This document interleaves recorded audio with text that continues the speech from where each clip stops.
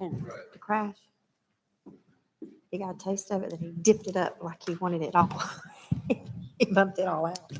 So tonight we're going to go over departmental strategic investments using some of our federal COVID money and what the key managers are proposing in next year's budget. I asked each of the key managers to do a SWOT analysis of their department and determine some opportunities for investment with this money. And so that's what will be presented tonight. I've asked everyone to boil it down to something pretty quick and not go to the full level of the analysis. We'll use those analysis as part of our strategic plan going forward. Admin is next year going to continue working on the projects we started, which are the strategic plan, the IT upgrade. So I didn't think there was a need to go into that in great detail, but to let you all know that's what we're doing. And so with that, we'll start the presentation. Well, thank you. I appreciate the opportunity, Wayne and the commission.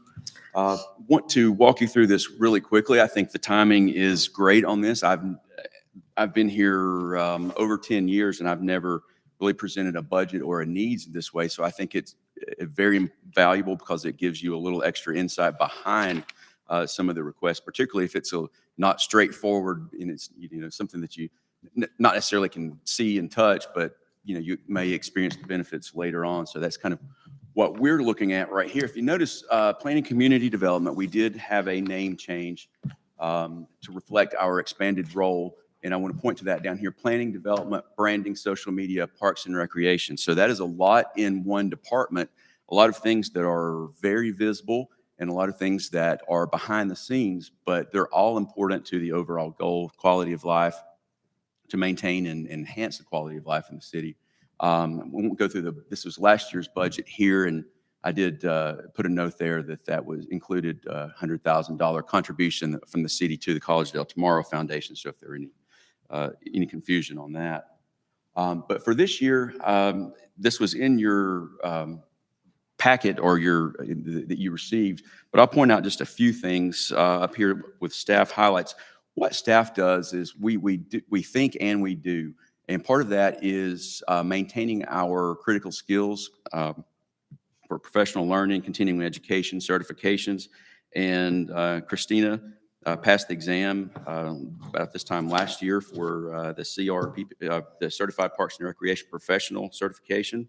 Kirsten began a 2-year ICMA, International City Manager Association Emergency Leaders, Emerging Leaders Development Program. We hired Emma Witz back in May, which she's added a tremendous amount to the department.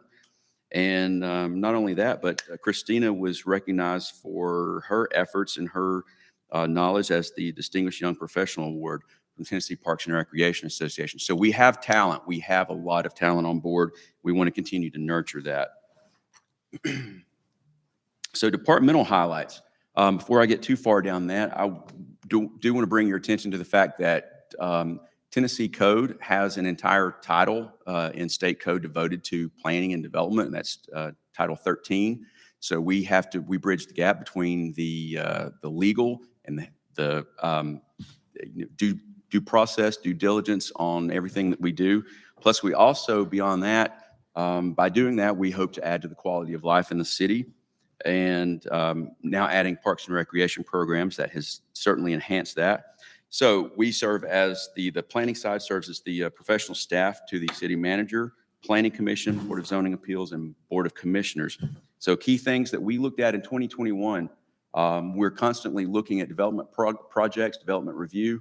You can see some of these here. We're continually reviewing zoning cases, subdivision plats, directing development on best practices and best approaches. This past year, we authored a new townhouse zoning amendment, and we've also applied and received 2 planting grants, tree planting grants, which we've already seen the benefit of that over in the Veterans Park and some other areas in the city. So we continue to process our zoning cases. And last year, Chestnut Creek Crossing PUD and annexation, that actually is the second largest subdivision in the city to date. So that was quite an intensive staff exercise. But also importantly, this past year, we began a coordinated social media program that our peer cities are now interested in duplicating or at least adapting for their own needs. They're paying attention to what we're doing, and Kirsten has done a great job with that. And we're going to continue to do that and add additional views and reach, and we'll discuss that in just a second. Parks and Recreation continue to provide a large range of programming activities, even with COVID hampering some of the events, over 2,000 participants. Also, of course, coordinating with the larger city events such as Freedom Festival, the Tractor Swing.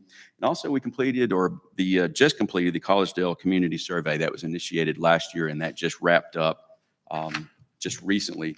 And we do have some information forthcoming on that. So it was a busy 2021, but we also see 2022 continuing to be, I guess, a sort of a year to really break out of the mold that we've been in the past. One of the things that, the list here that I'll hit some of the high notes here. Complete and update the strategic plan. That is ongoing, and we hope to see that through 2022, first phase of that, and then ongoing after that to help guide our decisions in the city. Update the development codes. This was previously mentioned, but this is something that is definitely needed in the city. This would be a consultant-led process, and it would update the development code to modernize it and so that it will reflect the realities of development demands and just best practices. And although that's not something you can see like a dump truck that Eric might need or a garbage truck, it's something that will still pay dividends down the road, no pun intended. Develop and implement the Collegedale brand. This is another key function right here that we can largely do in-house. So a lot of the things that I'm putting up here are new items, but they are not necessarily capital funding intensive. Now, the development code would be, but a lot of these other items are not. Update website imagery, produce a standard operating procedures manual, the things that have not been done in the past.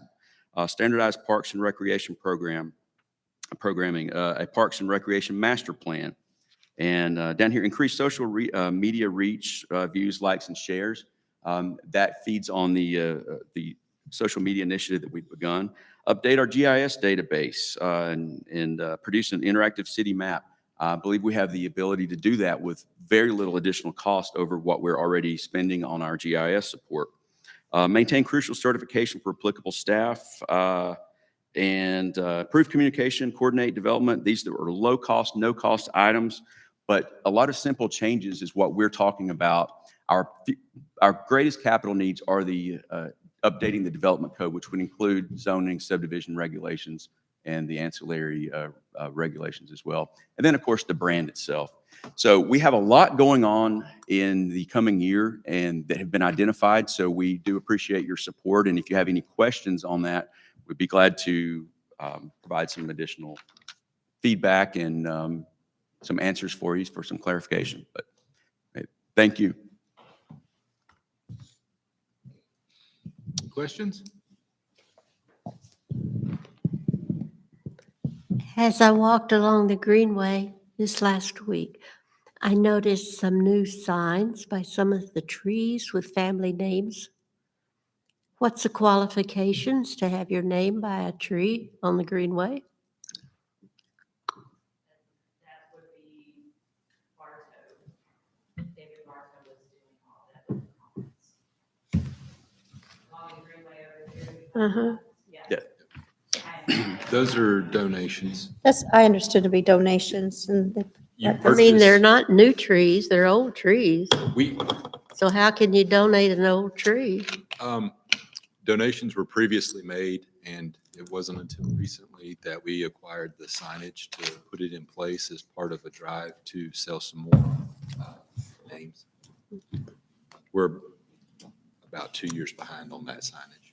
Well, it's an older tree than 2 years. Our trees are under 2 years from the tree grant. But it was a funding drive for the Commons. That does bring a larger question that should probably be discussed in the future, is if we want to open that up along the Greenway outside of College of Tomorrow Foundation, but through Parks and Rec, if someone wanted to have a tree named after a family member.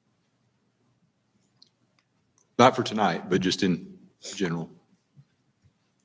And that was actually one of the discussions that we had as far as Parks and Rec activities being able to. So I haven't seen those signs, so is that thanking people? It's not naming trees, the type of tree? No, it had the person's name on it and the family. Oh, okay. And it was a post like this, and the plaque was silver, It's a- metal. It's a 6x6 cut with an aluminum sign. Mm-hmm. I think they're $360 a piece from memory. Good afternoon. On behalf of the Building and Codes Department, I just wanted to take a moment and briefly kind of give the synopsis of what's been happening in our department and what we're anticipating for this upcoming fiscal year. As you can see, we currently have 4 full-time staff, 3 part-time staff, for a total of 7 employees. Just some brief highlights. Last year, both John and I, as part of our required responsibilities for our current certifications, had a variety of different training events. We had, in December, hired a replacement for Laura O'Donnell in our codes enforcement, Sean McMahon, which has been a tremendous asset. He's been just very quick learner, very quick to respond when I've needed assistance with something in Jeremy's absence. Been a great compliment to Jeremy. Jeremy's been very effective in thorough training and getting Sean caught up to speed with his duties and responsibilities.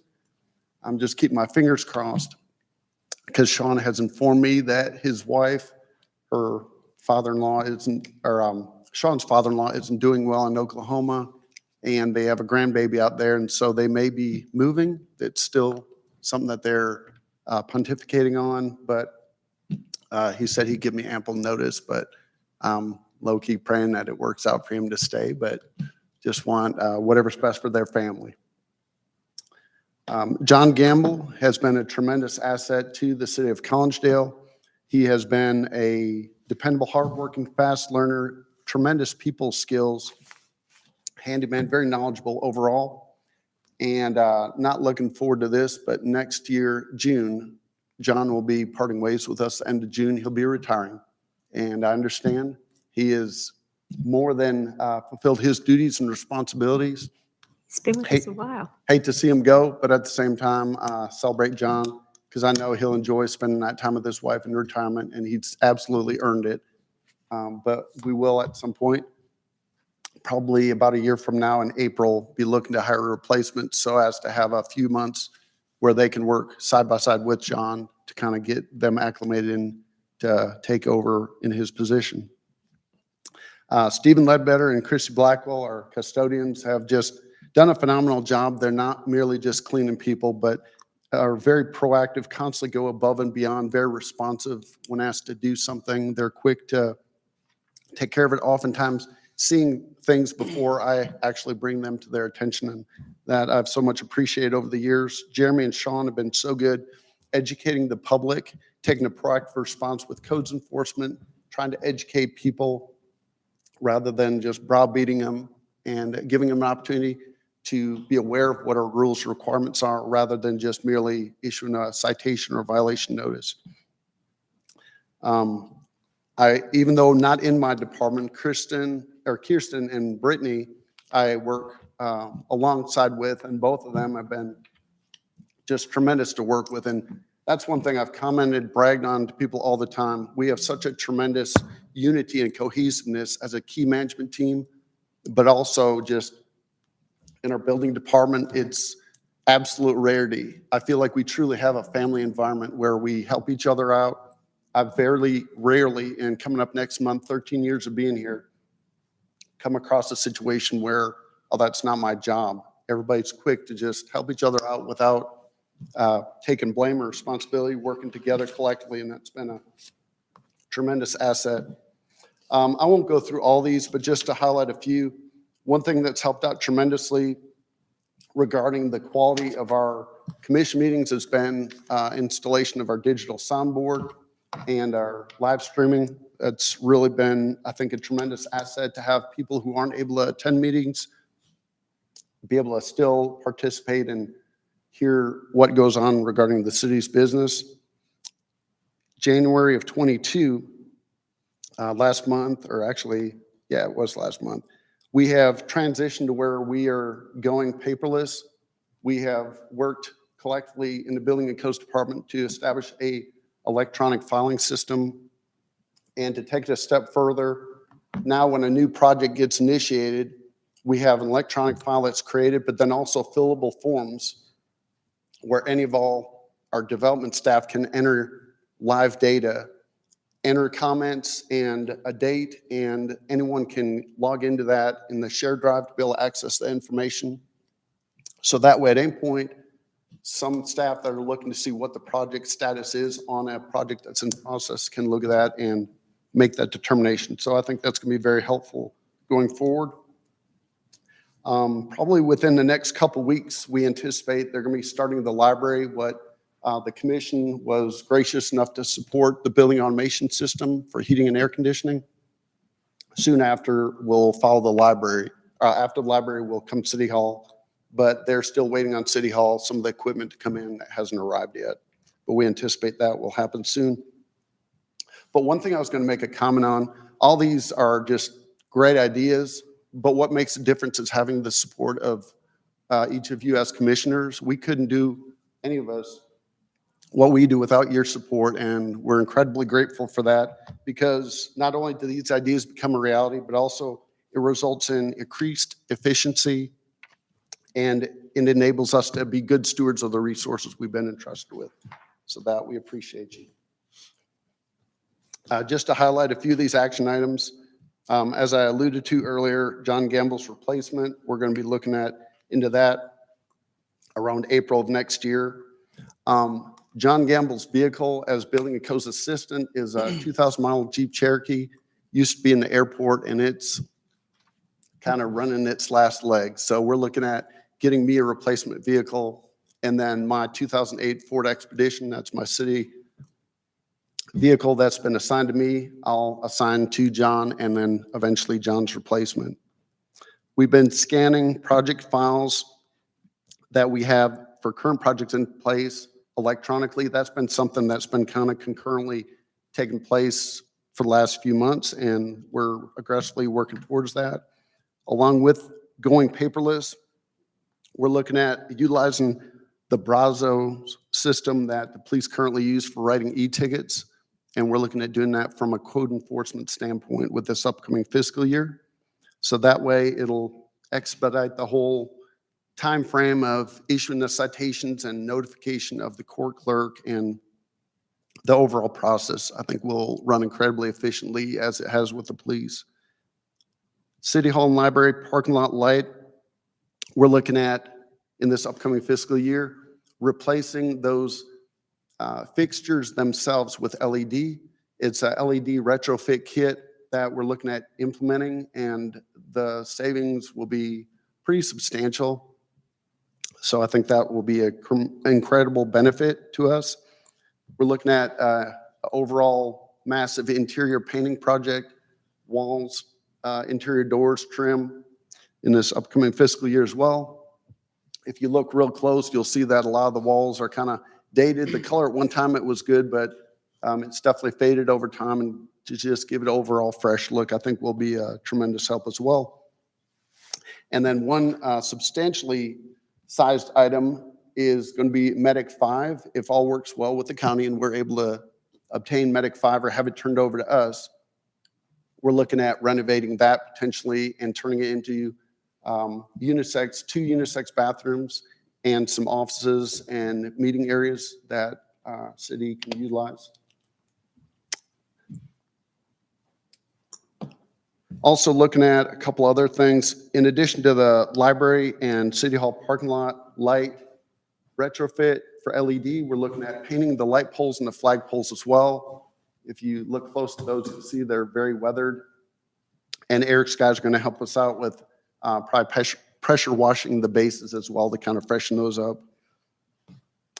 But other than that, we're looking forward to this upcoming fiscal year and things that are in store. Anybody have any questions? Thank you. Good job. Good afternoon, everyone, and thank you. I'll just pick up from where these gentlemen have left off and talk a little bit about our continuing vision and goals for the next year. We're currently fully staffed, no open positions, full-time, 26 officers. We're working on being fully staffed with 15 reserve officers, which will put us at 41 total personnel. But the main thing is 26 fully staffed, no open vacancies full-time right now. Obviously, last year was a busy year for us. We had a lot of positions to fill. We hired 8 officers to fill either vacant positions or the 2 new ones we created.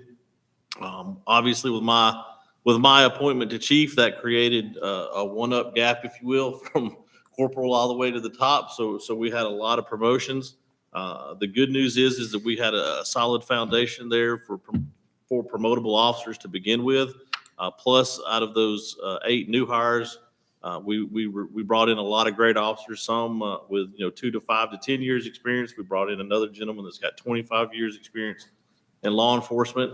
So we did a good job of kind of balancing experience in the profession, and we were able to efficiently and get good quality people in those leadership roles. A whole bunch of training was done. I won't go over all of these, but again, when you have the turnover and the new hires that we have, that requires a lot of additional training. Our agency is very lucky to have the support and the financing behind training that we do. We train a great deal more than most of our partnering or local neighboring agencies, rather. So we sent several officers to field training officer school, to specialized courses, to firearms instructor school, a lot of community outreach programs, CIT, programs for the elderly and aging drivers, just an all-encompassing kind of all over the place, try to fill some vacancies and voids we had and fill those training needs. And again, train our newer officers that we brought in up to our standards and our expectations.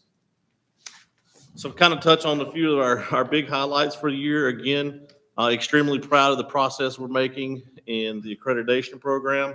And I'll touch on this a little more on the next slide, but that's a continuing process. We've made great headway. I think we're almost up to 70 plus policies that we've either revised, created, or reviewed, and working towards getting ready for this enrollment. We participated in several community outreach programs, the National Faith and Blue Weekend, the National Night Out, and then, of course, our smaller events like Pops with the Cops, Cocoa with the Popo, then our agency showcase. Those have all, I think, helped us make great strides in our community partnerships and outreach. And again, tying into my vision of transparency and helping people understand who we are, what we do, and why we do what we do. Restarted our traffic unit to work with the Tennessee Highway Safety Office on traffic safety events and programs.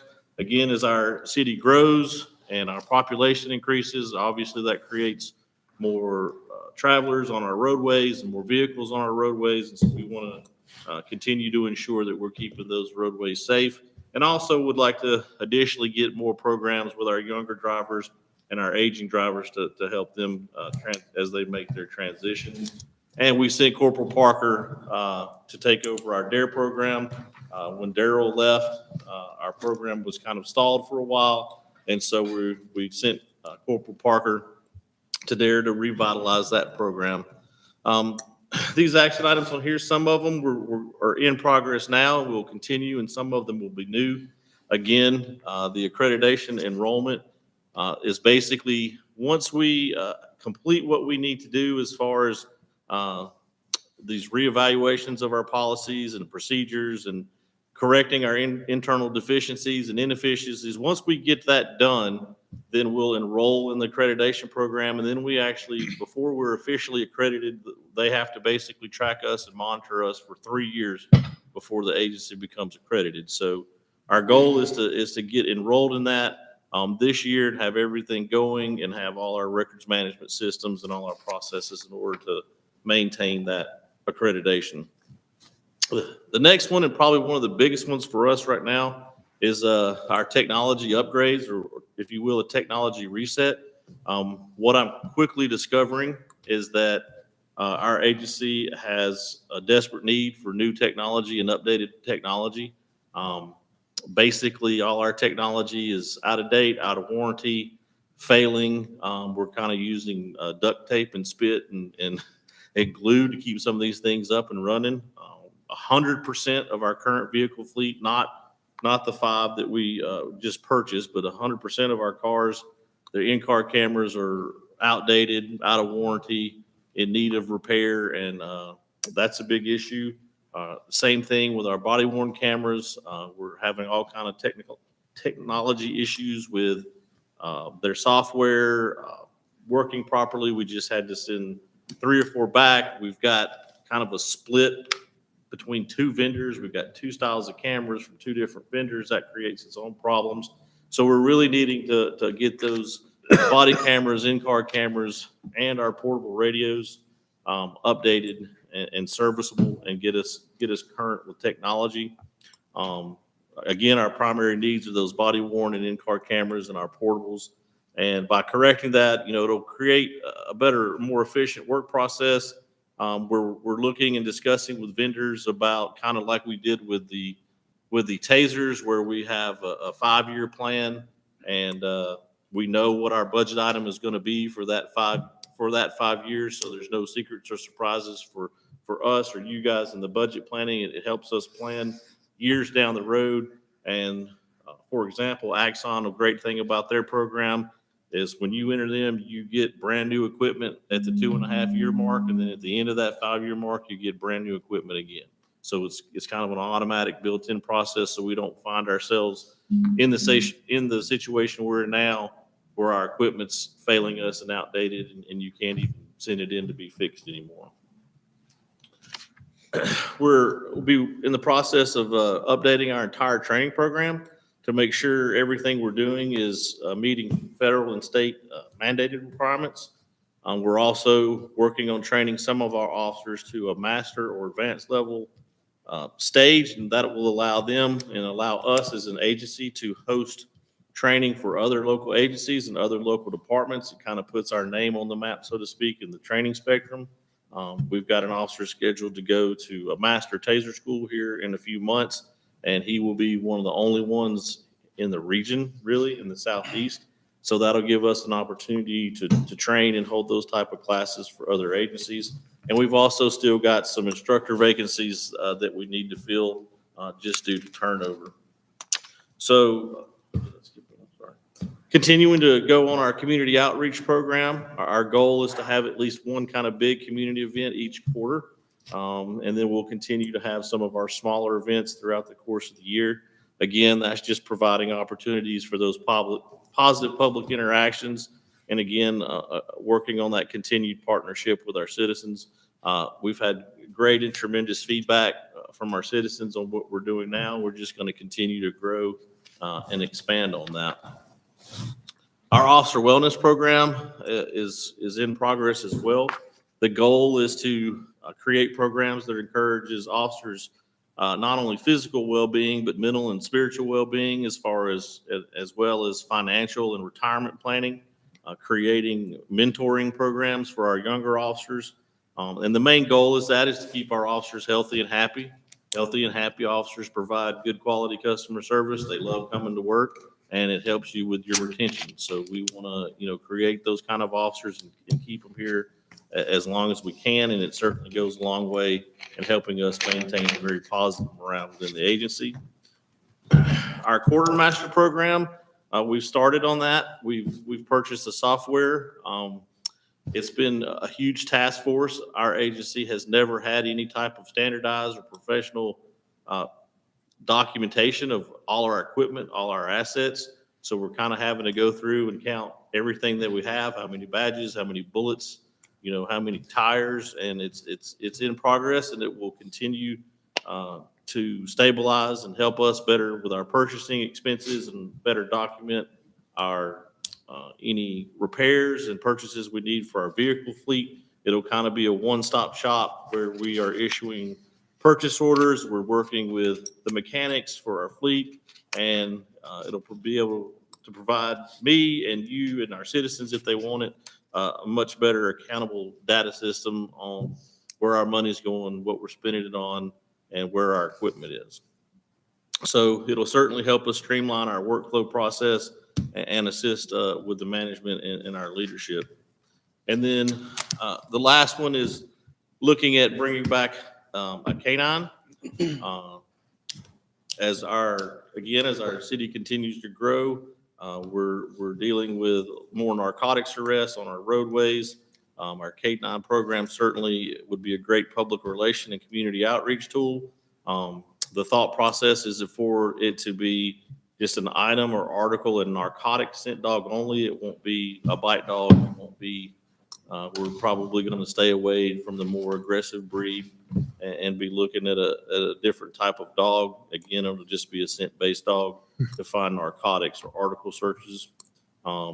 Ideally, I would love to be able to have that officer assigned to our special investigations division along with our traffic, so they can be dual trained to work in traffic and in our K-9 program, and not hopefully not have to pull an officer out of patrol, even though we can certainly dual program that if we need to.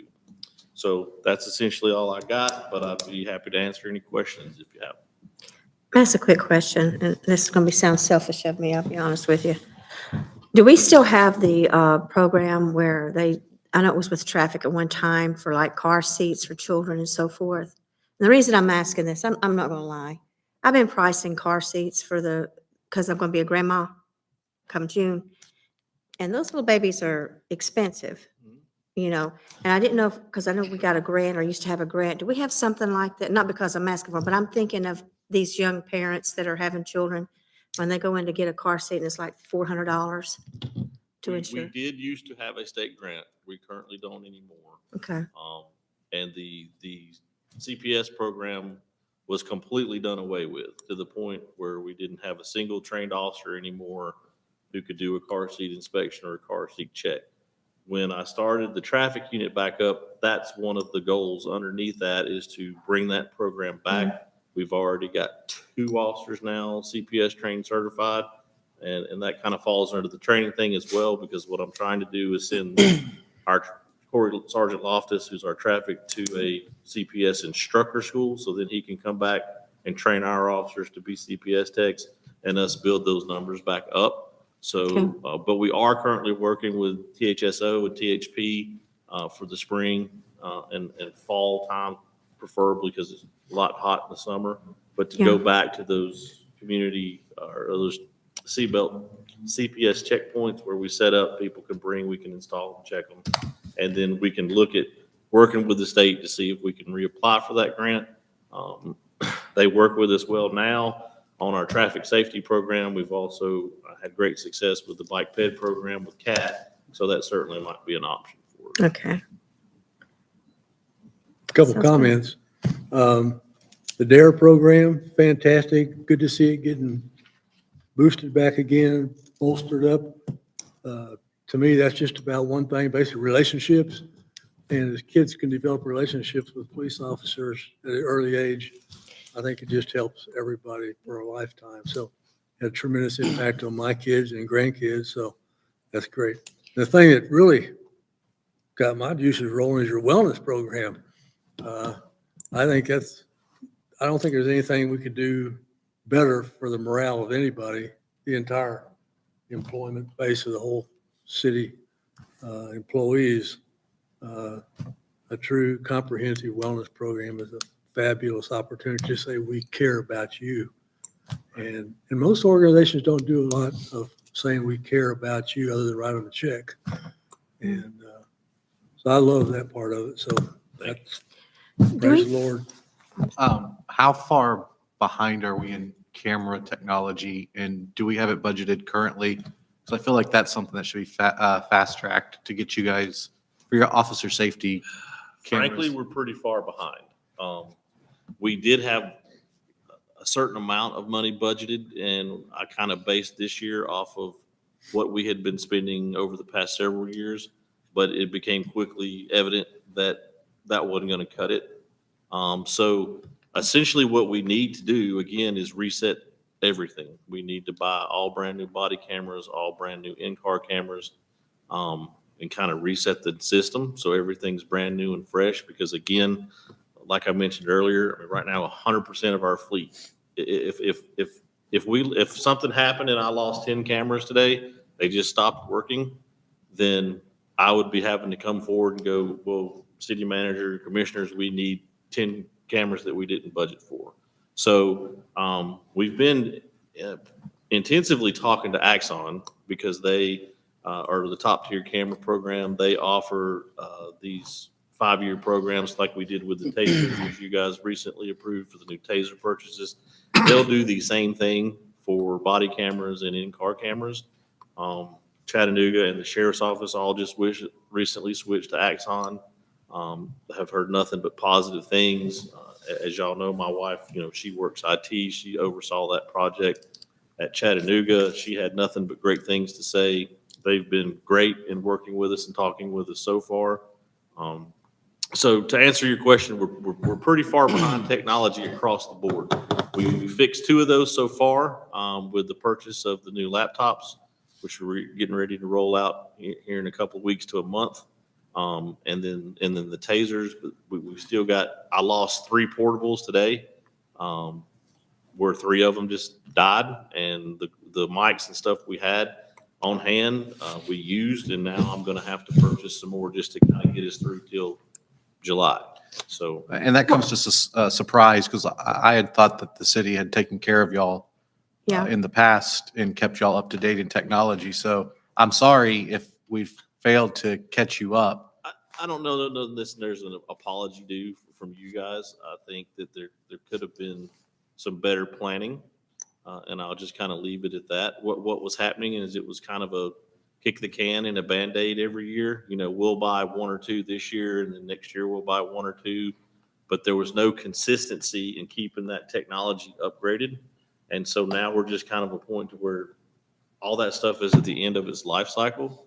And, it's either buy 1 or 2 and just hope that, nothing breaks, which creates a lot of problematic issues of you said, officer safety. It also creates frustration at the officer level if their equipment's not working right. We have enough to be stressed about, so being frustrated because your camera's not working or your laptop's not working is something that I'd like to not for the officers to have to worry with. So, yeah, What's- we've got a lot of work to do in that area. Okay, what's the bottom line? Because I understand where you're coming from with the technology and everything, but so what are we looking at if we replace everything and get a fresh start and have everybody on the same thing that they need, on the same system like what you're talking about? Because I'm like Commissioner White, I thought that we were being presented with things to keep you up to where you needed to be.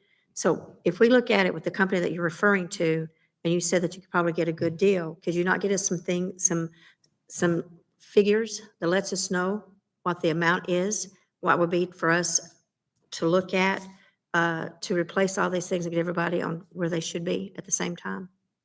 Yeah, and, you know, I've got some tentative numbers and it's gonna have, quite honestly, it's gonna have some sticker shock value for you. Yeah, Because it's not cheap. and it's not going to get cheaper. It's not. And, you know, we've used two different vendors in the past that are a little less expensive than Axon. Mhm. We used a company called Digital Ally. Their product was so-so, but not terrific. Then we switched over to Custom Signal. They were kind of an upstart in the camera technology, and it's been a disaster. It's just been a constant battle. Their stuff doesn't work. It's constantly breaking on us. You know, we're talking several $100,000 over the next, 5 years. But of course, those would be broken down into payments. That And you we could look at. can't put a price tag on officer safety, so I think it's important that we hurry up and get those numbers. Axon, I've noticed Chattanooga officers like those because when their doors open or their lights activate, the body camera automatically kicks on and starts recording Exactly. and synchronized, and they're not having to think about it. It's just so much a better product, and they've been in the game longer than anybody else. So, you get what you pay for. And it has been fortunate that these other agencies have done that, and I've been able to talk to folks and get feedback. But basically what we've got now is just a daily headache and a daily frustration, and it's something that needs. And when you say to be portables, you're talking about the officer's personal radio that's on personal them, radio. that's not working or Right. broke or whatnot, Right, which is their lifeline to dispatch and right. I mean, like I said, we had lightning struck over the last day or so. We had 3 mics go out, and I mean, fortunately, we had some in stock, but they're just going bad because they're old, wear and tear, and they just haven't been systematically replaced like they needed to. So, I mean, I know this is workshop, so we're not supposed to delve too far into this, but I'd like this to be fast tracked to get numbers in front of us at the next commission meeting, if possible. So at least we can get the sticker shock over with and start moving forward. Or could we Happy to have it do at the that. next workshop meeting? I mean, what I'm looking at, We give you can, time to get everything up? We can have the chief email it out once we get. Yeah. more 'Cause I would to like because we have get it tentative taken care numbers, and they are shocking. But part of the reason of having this presentation today was to have this conversation so that But see, I would like to know those so that we could work, presented for us to work speedily. I mean, if you, and to talk with them and see what kind of blue light special we can get, but not lose quality, again, we have those tentative numbers. It's just kind of fine tuning exactly Mhm. how many we want or that sort of thing. And it won't be an issue for me to get that to you. Okay, because if you'll do that, I'd appreciate it. Because I think this is a vital, and technology, you have to keep it up because it changes all the time.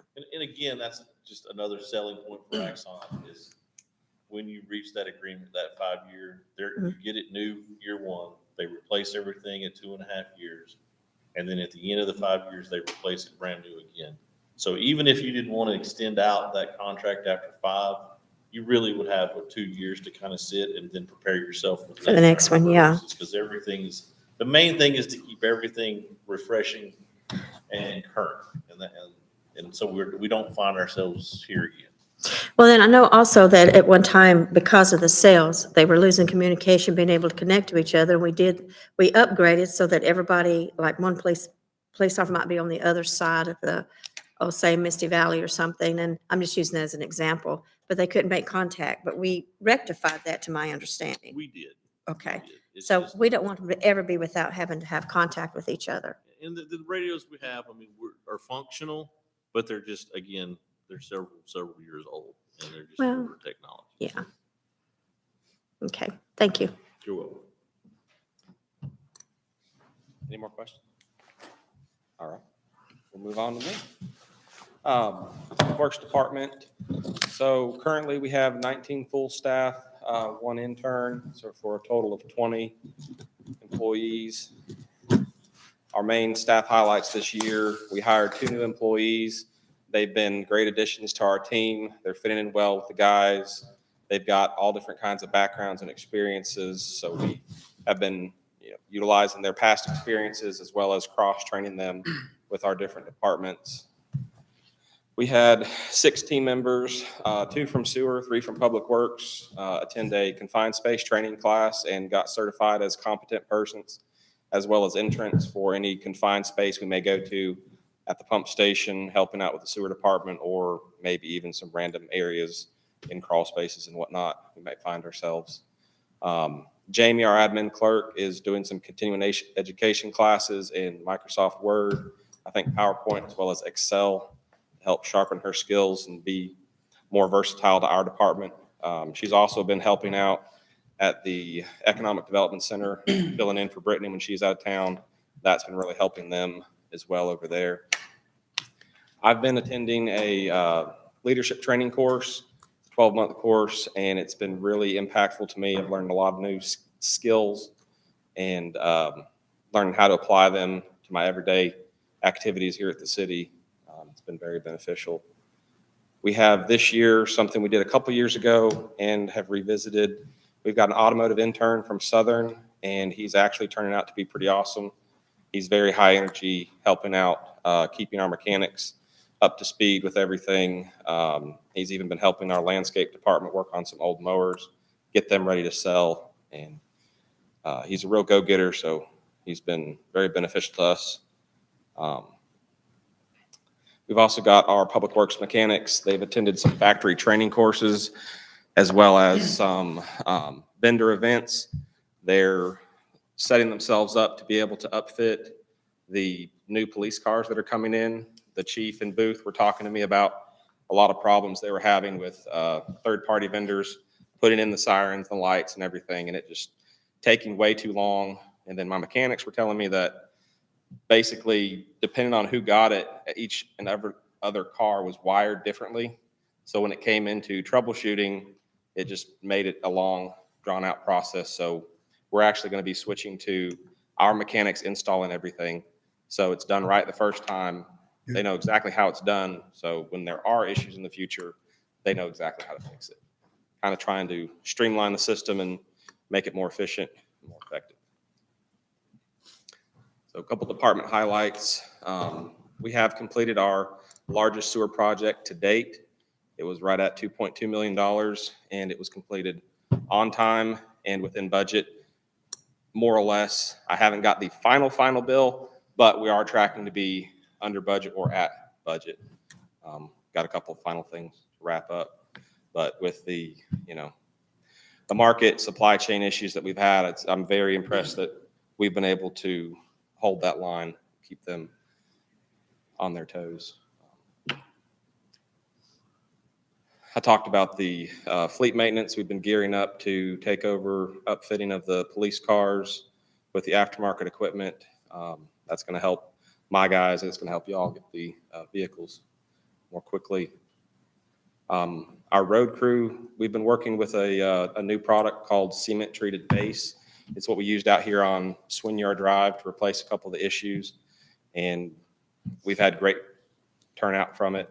I don't call it a miracle product, but it does work really well even in wet conditions. So we're going to start using it on a couple other failure areas in other parts of the city. We'll go on to the next slide here. So action items and goals. We're looking at replacing our mower fleet for our landscape department this year. We've been talking with my guys and some issues we've been having with our different mowers, and talking with some local dealers and looking at getting into more of a fleet program. And with the used market right now for equipment in general, what we could sell all of our existing mowers for and then buy the 4 mowers we need, we would actually look at possibly even making a profit on it.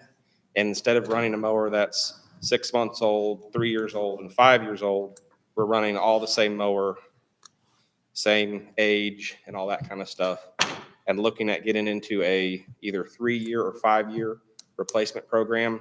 And because what we can buy it for on state pricing versus sticker price versus the hours that we'll run it for, we could potentially do that every 3 to 5 years and be out less than, $5,000 or $6,000 per time.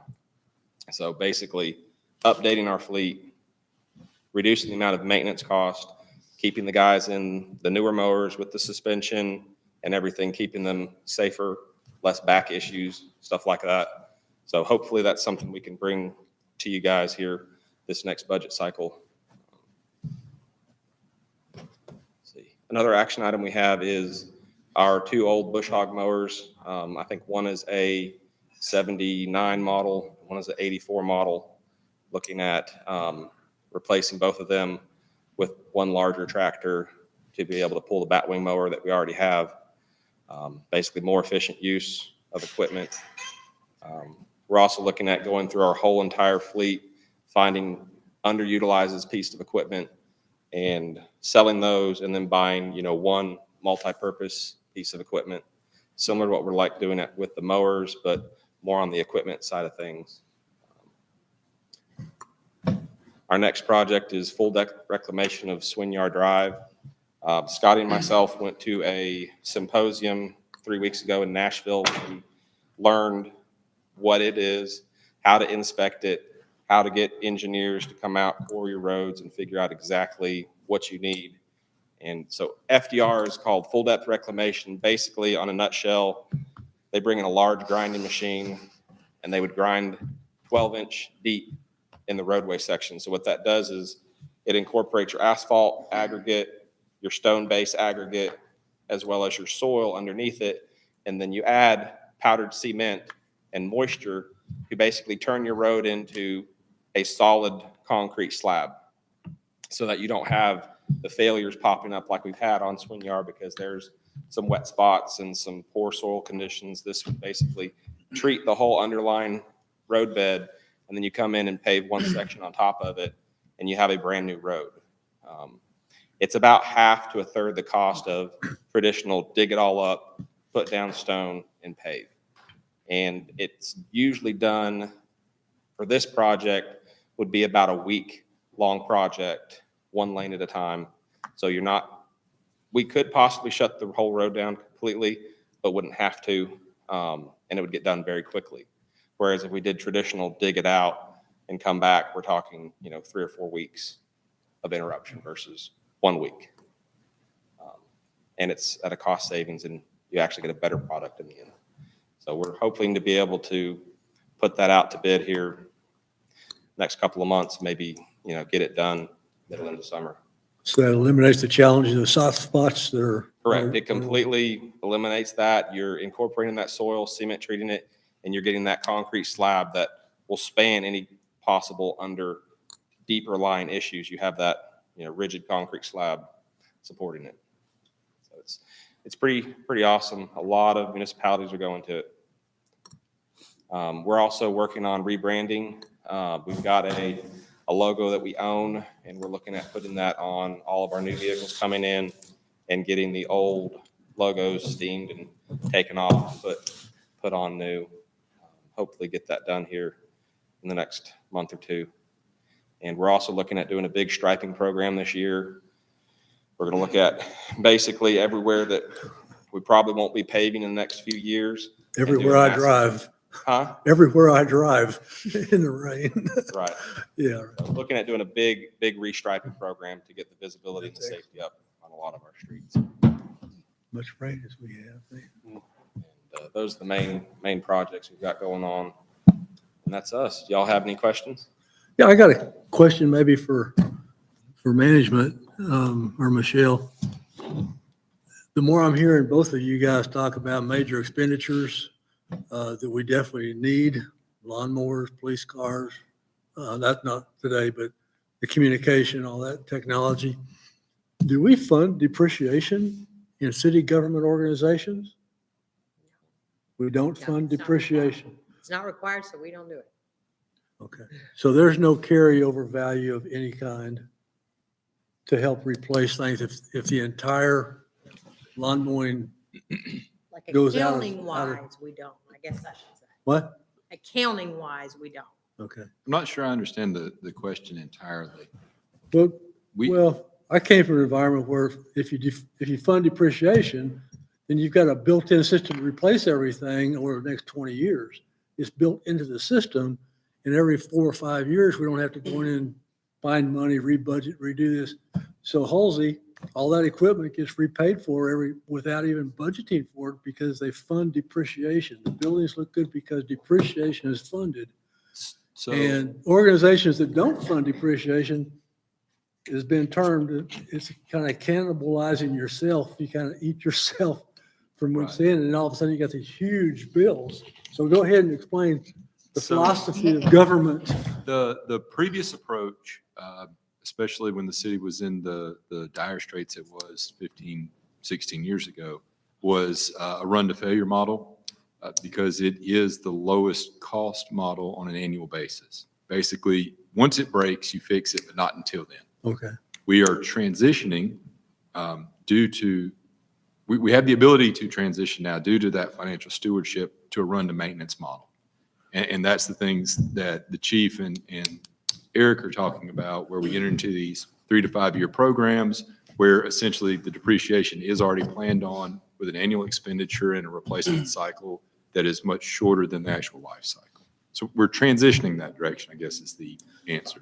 See, I love that because every 3 or 4 years, we don't get, we need $4 million for whatever. And we know next 4 years are going to need it again. Well, meanwhile, we're going to spend like crazy somewhere else and then come back and not spend anything. So I love the concept of, and I think a lot of organizations, they have that situation. They'll say, well, we'll do a third this year, a third this year, and a third this year, and rotate them every year, get a third. I like getting them all new and then having a plan to get them all new when they're basically the worst ones are needed again. Yeah. So I like what both of y'all are doing as long as we fund it long-term rather than every 3 or 4 years having a huge hit on the budget, so to speak. And I think our community folks would appreciate seeing that happen as well. So, I mean, I'm in favor of doing what we need to do. I'd like for us to look in the future and see. It looks like you're doing that, so good job. Funding depreciation in my world was something that was crucial to keeping things looking good and running good and not having crises every time there was a big expenditure needed. That's all. Any other questions? These guys are all easy to work with. That's what I love about them. And they're after trying to do the same thing we're all trying to do, and that really makes it for a nice environment. There's one thing I forgot. You can keep the remote.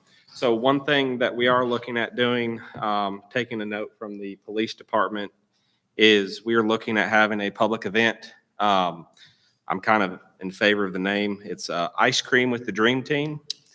And we're going to be having Chick-fil-A ice cream over at the Commons. We're going to have some garbage trucks and mowers and excavators and stuff down there. Public event, invite people to come in and meet our team, find out what Public Works is. We're more than just picking up garbage and stuff like that. So we're looking at doing it on March 30th and look forward to having y'all there. We're going to be putting it out on social media, the city's Facebook page and everything. So we think it's going to be a pretty good event. I do have one more thing, but I may save it to our next meeting. I need to probably speak with Wayne about that first, but there's another item that I'll come see you about. Okay. Last but not least. Okay, I'll go back to that. We do have full-time staff is the same. We stay pretty pretty full. We don't really have a lot of turnover out there at the airport. Total staff of 6 and 4 part-time staff. Over the last year, we have hired 2 part-time employees to replace a couple of folks that did leave, and also freed up some time for me as I was kind of part of one of those positions working the welcoming desk during the week. So some of the things that we have completed an upgrade of our fuel service kiosk. This is the 24-hour fuel service that previously was only aviation gas or like gasoline for the airplanes. And now we've added jet fuel capability to that 24-hour self-service system.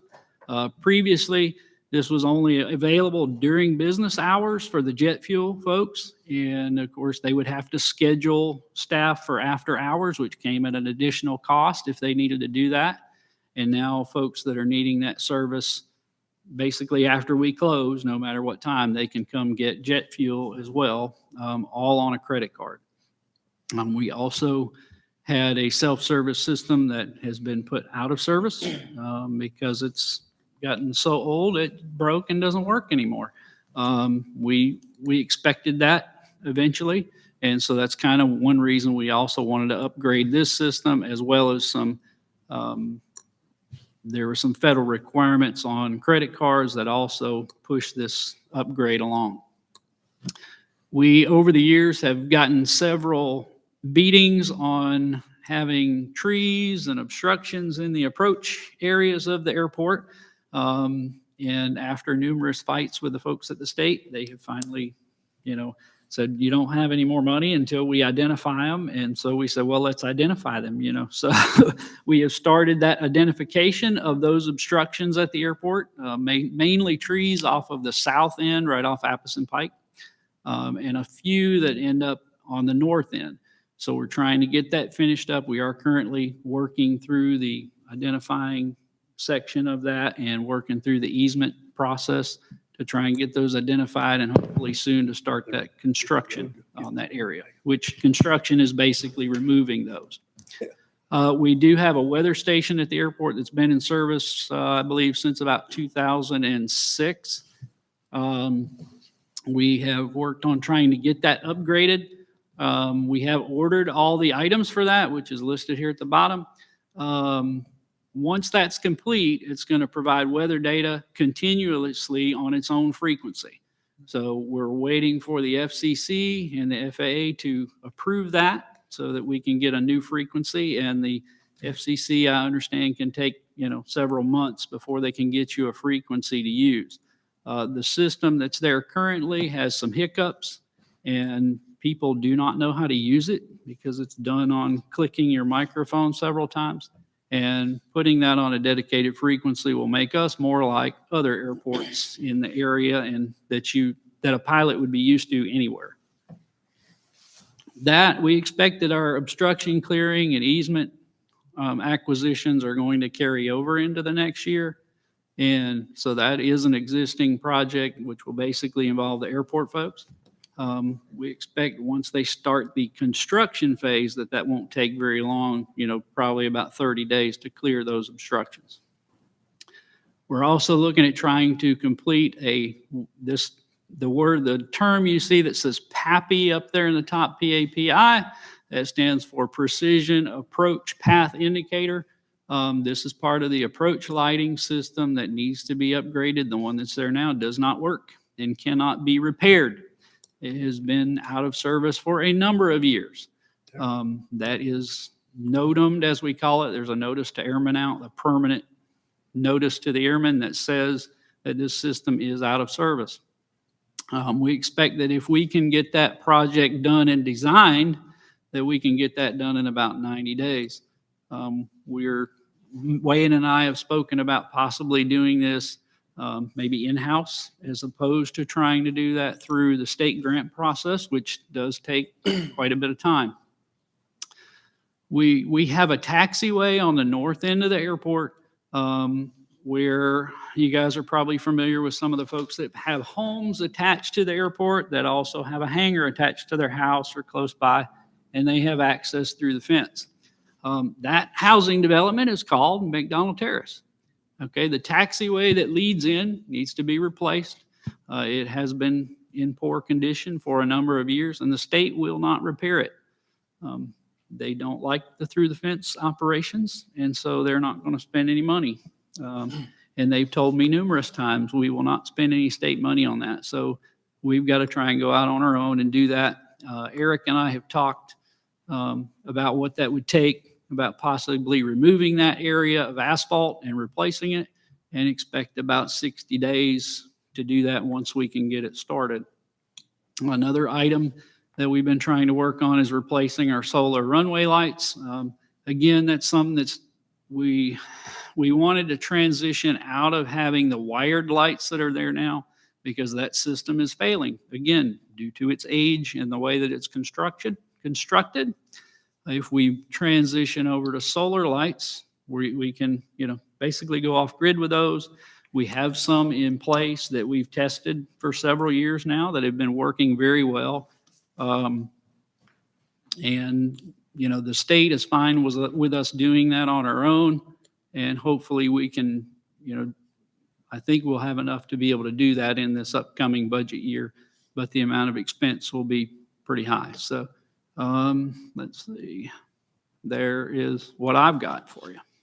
Any questions that I can entertain for you?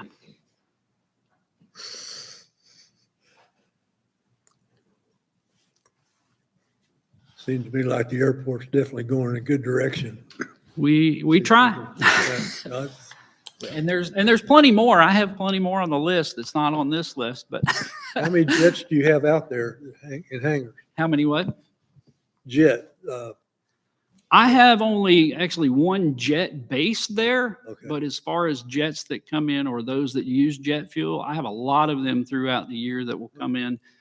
Regularly, we have helicopters from around the local area or that are just transiting the area that will stop in and they'll get some jet fuel. It's kind of easier for them to get in here than it is at Chattanooga sometimes. As far as getting to the fuel, it's a lot quicker for them to hop in there and get some fuel rather than going somewhere else. For jets, it's a little hard as far as access. It's hard to get to the fueling areas. It's harder to taxi where they need a taxi and that sort of thing. So it's a little more difficult for them. The size of the airport is really the biggest challenge for those folks. All right. Well, if that's it, Michelle, do you have anything? I don't. Bridget? Just a reminder that the TML Legislative Conference is Monday, March the 14th, and the coalition will be hosting our legislators in dinner at the Merchants Restaurant. Commissioner White? I just want to thank you and city staff, or city key managers, for this presentation. It was very well thought out. I can tell you all spent a lot of time on it, and it was very enlightening for the four of us and something that we haven't seen before. So helps us plan going into budgeting and different things like that, I'm sure. So thank you guys for doing that. Commissioner Garber? yeah, it's been a good process. Very helpful. Appreciate all your work. They say three's charm, and I have to agree. I was very impressed. I wasn't through, but that's You know what? I win anyway. I'm just kidding. I win anyway. I couldn't pass that up. Sorry about that. Hey, I do have one question. Is there any, I know this is yours, and you may have already answered this in previous meetings. I honestly can't remember. There used to be police explorers for age up to, start like at age 14, 15 years old. And I know at one time we had it because my children participated in it. And then it died. And I think there was only like 12 kids the time that they were doing it. Is there something optional like that to do since our city's grown to help with kids circulating? I know it's similar to it used to be sponsored by the Boy Scouts and stuff. It did, and it would just be something we would just have to explore interest level wise. Yeah. Actually, my citizen actually asked me about that at the Coco Popo with the event. And I explained to them it'd be something that I'd be happy to look into as long as we had enough young people interested and enough to support the program. I think because we are growing and the neighborhoods are growing, that maybe it might be something that we could kind of keep out for and look to. I know my kids enjoyed it, but then it went away and we weren't as large then as we are now. And I know we're not compatible to the size of Chattanooga or anything, but with all the new families that are coming in, and I think to me, it's a good community involvement, but it's also a deterrent because it helps kids to understand, especially those who are interested in going into law in some type of fashion. Something we've also discussed, maybe at a lower level or a stepping stone to that, is working with Parks and Rec, or that, and maybe having like just a week-long summer camp, if you will, Mhm. for an age-appropriate group, and then see what kind of response we get from that, and then Yeah. move from there. I know at one time they used to go up to, I want to say, Scott, where's the camp up towards Nashville? And Chattanooga City and Collegedale and surround East Ridge. They all had police explorers, and they went up once a year up there to the camp and participated in type of, things, which was very enjoyable. But we don't hear of it very often anymore. I don't even know if Chattanooga still has it. I don't know if they do or not either, to be You know. honest with you. Mayor Lamb? I was just wondering, Chief, how you evaluate the group that we started with representatives from the community and some police officers and one of the commissioners. Mhm. How's that group going? And It's been going very well.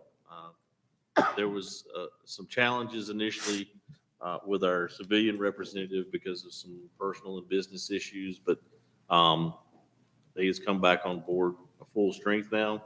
And the board actually voted a couple of weeks ago to extend the current term out a little while longer because they felt like they had some stuff in progress they wanted, to see to completion before the chair started changing. But it's been great feedback from the board, and it's opened up a lot of avenues of communication between myself and these. The main thing was to create buy-in from everybody at all levels, so everybody felt, and knew that they had a say in what was affecting them, and policies, and so far, it's been proven to do that, and we're continuing to grow and learn, and hopefully keep making it a better process. okay, thank you. That's all. Anything else? All right. Adjourn. Good to see you.